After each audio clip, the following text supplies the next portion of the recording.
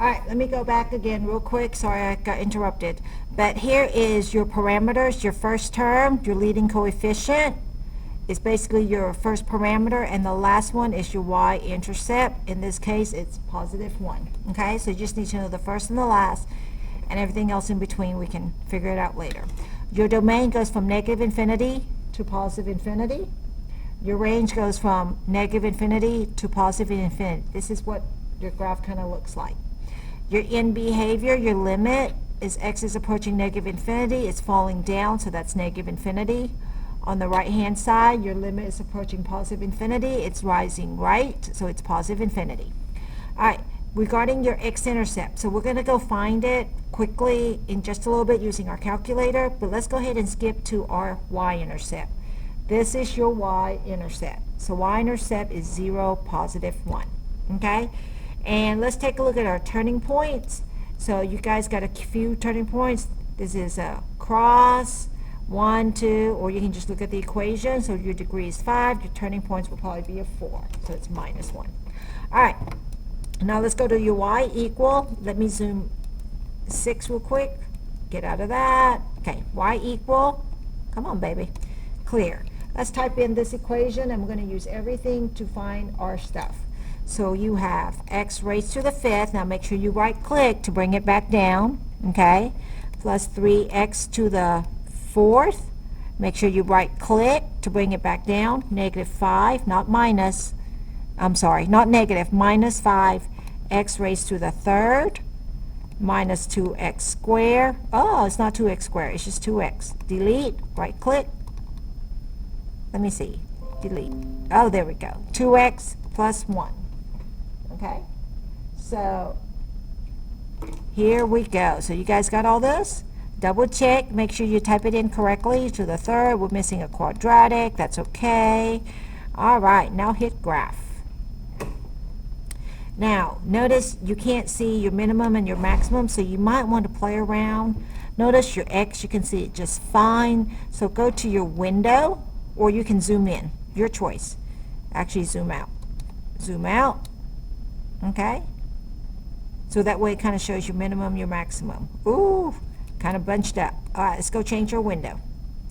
All right, window. You could see this. This is like you could do negative 1, 2, 3, 4, 5, 6, negative 7. So basically, your x here is negative 7. That's your minimum. Your x maximum right here, we're going to go to, how about 1, 2, 3, 4. We can change that to a 4. Okay? Scale, just leave it as 1. Scale is like 1, 2, 3, 4, or 10, 20, 30, 40. All right, let's take a look at our, let's do 1. Minimum. The minimum is negative 1, negative 2, so we could do like a negative 5. So we're changing our, this is your minimum. We're going to go down to negative 5. Up here, let's try 100. So this is your y maximum over here. Okay? So y max, we're going to try 100. Let's see if we can see the graph better.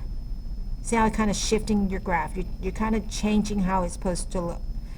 All right, so you kind of see everything a little bit better. So we want to still go up a little bit more. So go to window, and let's try 200. But my scale, instead of going 1, 2, 3, 4, 5, let's go by 50 so you don't have a lot of mark. Okay, so you're kind of manipulating the graph. All right. Okay, so now if you'll look, okay, you can't see that very well either. So you might want to go down a little further. And let's go to negative 50, just so you can see a little bit better.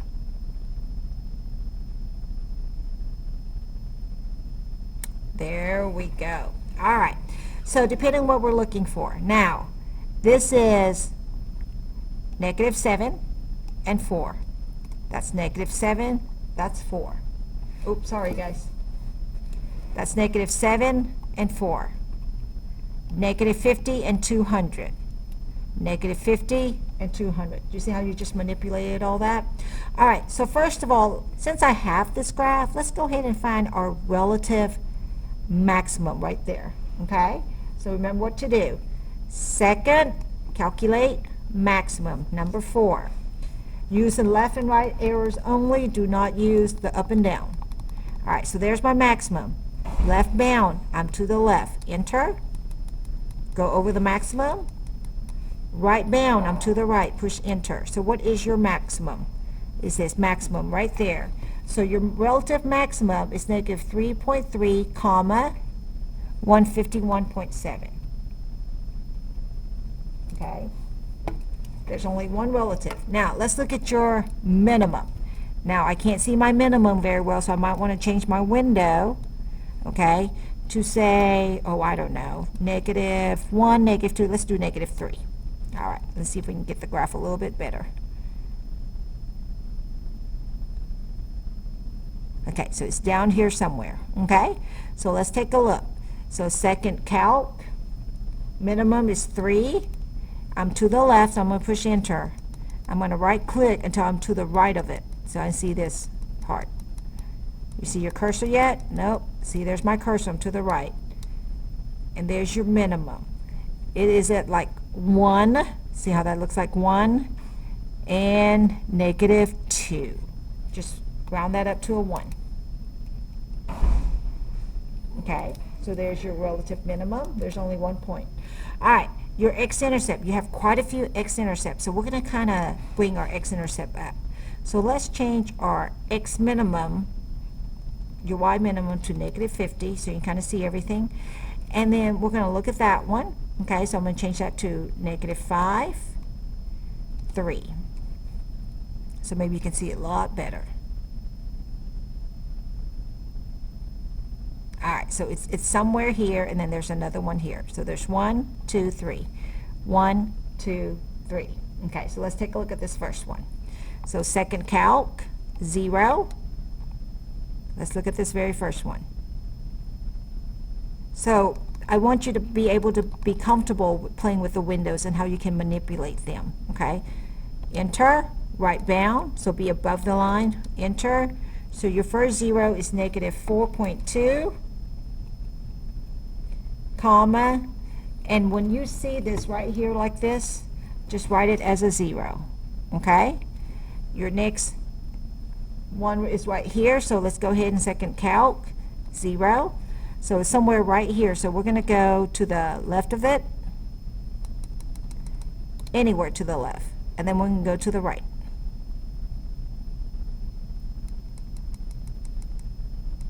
Without going over.